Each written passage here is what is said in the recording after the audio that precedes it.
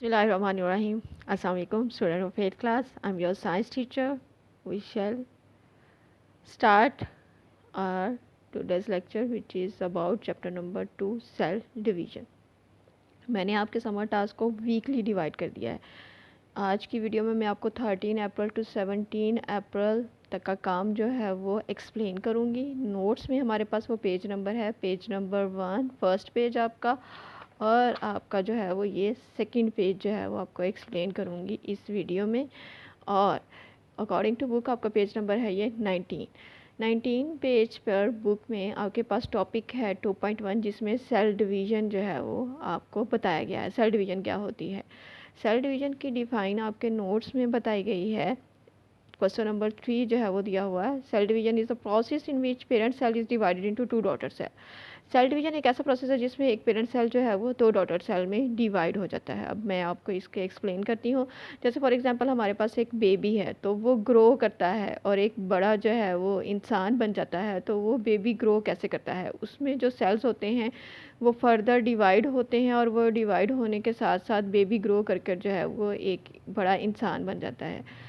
अब मैं एक और एग्जांपल लेती हूँ आपके सामने बैक्टीरिया की. बैक्टीरिया हमारे पास क्या है? बैक्टीरिया हमारे पास एक एनिमल है, एक जो कि एक ही सेल पर जो है वो कंसिस्ट करता है, और ये एक ही सेल पर लीव करता है, और फिर एक इंडिविजुअल सेल पर ही इसकी डेथ हो जाती है. यानी ये एक ही सेल पर कंसिस्ट करता है. ये दिखाई ना दिया जाने वाला जो है वो हमारे पास एनिमल होता है. अब हम बात करते हैं एक सीड की. हम इसको जो है वो ज़मीन में लगाते हैं, फिर वो सीड जो है वो ग्रो करता है. एक छोटे प्लांट से एक बहुत बड़ा जो है वो पौधा बन जाता है, एक बड़ा दरख्त बन जाता है. तो ये किसके थ्रू जो है वो पौधे से दरख्त बना? सेल डिवीज़न के थ्रू पौधे से दरख्त बना. यानी जो इसके सेल मौजूद हैं वो एक सेल से 2 सेल में डिवाइड हुए, 2 से फिर 4 में, और 4 से फिर 8 में. इस तरीके से इसमें जो है वो ग्रोइंग होती है एक पौधे में. हमने डेफिनेशन इसकी डिस्कस कर ली. अब हम यहाँ पर बात करते हैं कि हमारे पास एक पेरेंट सेल होता है. ये मैंने आप यहाँ पर ड्रा किया हुआ है. ये पेरेंट सेल जो है ये 2 डॉटर सेल में डिवाइड हो जाता है. According to definition the process in which a parent cell divide into 2 daughter cell. अब पेरेंट सेल क्या हुआ? 2 डॉटर सेल में डिवाइड हो गया, और जो 2 हमारे पास डॉटर सेल्स आए वो फर्दर डिवाइड होंगे.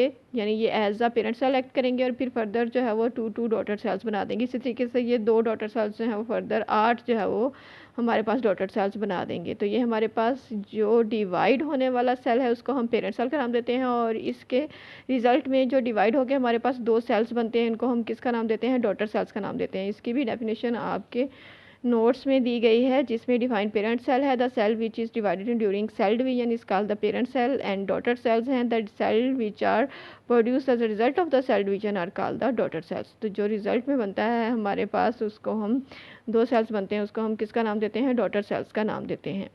ठीक है. नेक्स्ट हमारे पास जो हम डिस्कस करेंगे वो आ जाती हैं फेजेस. तो हमारे पास सेल डिवीजन में 3 जो है वो फेजेस इंक्लूड होती हैं. कंसिस्ट करता है 3 फेजेस पर सेल डिवीजन. कौन कौन सी फेजेस? सबसे फर्स्ट वन है इंटरफेस, जो यहाँ पर मैंने राइट की गई है. इंटरफेस में क्या होता है? इंटरफेस में हमारे पास क्रोमोसोम्स जो सेल के अंदर होते हैं वो मल्टीप्लाई होते हैं. यानी अगर फॉर एग्जांपल वो 1 क्रोमोसोम है तो वो 2 बन जाएंगे, अगर 2 हैं तो वो 4 बन जाएंगे, और अगर 4 हैं तो वो 8 क्रोमोसोम्स बन जाएंगे. यानी उनकी मल्टीप्लिकेशन हो जाती है इंटरफेस में. देन हमारे पास सेकंड फेज आ जाता है कैरियोकाइनेसिस. कैरियो मीन होता है न्यूक्लियस, और काइनेसिस मीन होता है डिवीजन, यानी न्यूक्लियस की डिवीजन होती है.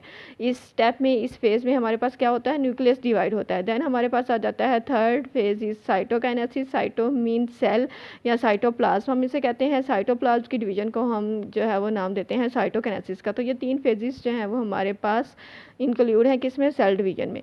अब हम बात करेंगे सेल डिवीजन की टाइप्स की. कितनी टाइप्स होती हैं? सेल डिवीजन में 2 तरह की 2 टाइप्स होती हैं हमारे पास. सेल 2 तरह से डिवाइड होता है, माइटोसिस और मियोसिस के थ्रू. माइटोसिस और मियोसिस इसकी टाइप्स हैं जिसके थ्रू जो है वो सेल डिवाइड होता है. और इन दोनों में ही हमारे पास तीनों जो फेजेस हैं वो क्या हैं? ये दोनों डिवीजन्स तीनों फेजेस पर कंसिस्ट करती हैं. यानी इंटरफेस जिसमें हमारे पास क्या डिवाइड होते हैं? क्रोमोसोम्स मल्टीप्लाई होते हैं. फिर कैरियोकाइनेसिस जिसमें न्यूक्लियस डिवाइड होता है, और साइटोकाइनेसिस जिसमें हमारे पास साइटोप्लाज्म या सेल जो है वो डिवाइड हो जाता है. 13 अप्रैल में हमने डिस्कस किया कि हमारे पास सेल डिवीजन क्या है, पेरेंट सेल क्या है, डॉटर सेल क्या है और where do new cells come from, नए सेल्स कहाँ से आते हैं। नए सेल्स हमारे पास प्री एग्जिस्टिंग सेल के डिवाइड होने से ही आते हैं। सेकंड है why do offspring resemble their parents, offspring अपने वालिदैन से, ऑफस्प्रिंग मीन्स बच्चे अपने वालिदैन से कैसे जो है वो मुशाहबत रखते हैं। तो वालिदैन अपने बच्चों से मुशाहबत हेरिडिटी की वजह से रखते हैं, यानी कि जो हमारे पास करेक्टरिस्टिक्स ट्रांसफ़र होते हैं पेरेंट्स से ऑफस्प्रिंग में, उसी वजह से बच्चे जो है वो अपने वालिदैन से मिलते हैं। नेक्स्ट हमारे पास आ जाता है 14 अप्रैल में, जिसमें डिफाइन इंटरफेस, इंटरफेस को डिफाइन किया गया। इंटरफेस में मैंने आपको बताया ये ऐसा फेज़ है जिसमें हमारे पास क्रोमोसोम्स जो हैं वो अपनी डुप्लीकेट यानी अपनी कॉपीज़ बना लेते हैं और क्रोमोसोम्स जो हैं वो मल्टीप्लाई हो जाते हैं। देन हमारे पास आ जाता है कितनी फेजेस होती हैं क्रोमोसोम्स हमारे पास, जब कॉपी बना ली उसमें तो वो इंटरफेस कंप्लीट हो गया। देन हमारे पास 2 फेजेस आ जाती हैं, न्यूक्लियर डिवीजन जिसको कैरियोकाइनेसिस का नाम दिया मैंने, और साइटोकाइनेसिस जिसमें हमारे पास सेल डिवाइड होगा। देन हमारे पास है define nuclear division. Nuclear division जो है वो कैसे होती है, न्यूक्लियर डिवीजन इस division of the nucleus, nucleus की डिवीजन को कहते हैं। और साइटोकाइनेसिस हमारे पास डिवीजन साइटोप्लाज्म की होती है। न्यूक्लियस का फंक्शन क्या होता है, न्यूक्लियस कंट्रोल करता है सेल में होने वाली तमाम एक्टिविटीज़ को। हम टाइप्स को डिस्कस करते हैं कि सेल डिवीजन की कितनी टाइप्स होती हैं। जो मैंने आपको बताया माइटोसिस और मियोसिस होती हैं। माइटोसिस को जो है वह एक्सप्लेन करती हूँ। माइटोसिस हमारे पास डेफिनेशन के according a parent cell divide into 2 daughter cell, एक पेरेंट सेल 2 डॉटर सेल्स में डिवाइड होता है। यहाँ पर मैंने एक पेरेंट सेल जो है वो ड्रॉ किया हुआ है, इसमें मैंने 2 क्रोमोसोम, ये जो है ये मैंने आपको 2 क्रोमोसोम दिखाए हैं और इसमें ये जो मैंने सर्कल ड्रॉ किया है इसको हम सेंट्रोसोम कहेंगे। सेंट्रोसोम जो है वो हमारे पास स्पिंडल फाइबर होते हैं, स्पिंडल फाइबर क्रिएट करने के लिए सेंट्रोसोम होता है, ये बहुत इंपॉर्टेंट होता है सेल के अंदर। अब क्या हुआ कि इंटरफेस हमारे पास फर्स्ट फेज़ है जिसमें सेल जो है वो डिवीजन जब स्टार्ट करता है तो इंटरफेस में हमारे पास क्या होते हैं, क्रोमोसोम्स जो हैं वो क्या हो जाते हैं, 2 से 4 हो जाते हैं और ये पेयरिंग की शक्ल में जो है वो एग्जिस्ट करते हैं सेल के अंदर। देन हमारे पास सेकंड फेज़ आ जाता है। सेकंड फेज़ में हमने क्या किया था, हमने कैरियोकाइनेसिस पढ़ा था जिसमें हमारे पास न्यूक्लियस डिवाइड होगा। अब न्यूक्लियस डिवाइड होगा, ये जो हमारे पास सेंट्रोसोम्स होंगे ये क्या करेंगे, ये स्पिंडल फाइबर जो है वो क्रिएट करेंगे जो थ्रेड लाइक स्ट्रक्चर्स होती हैं और ये थ्रेड लाइक स्ट्रक्चर क्या करेंगी, ये अलाइनमेंट करेंगी किसकी, क्रोमोसोम्स की, इस क्रोमोसोम्स को तरतीब देंगी।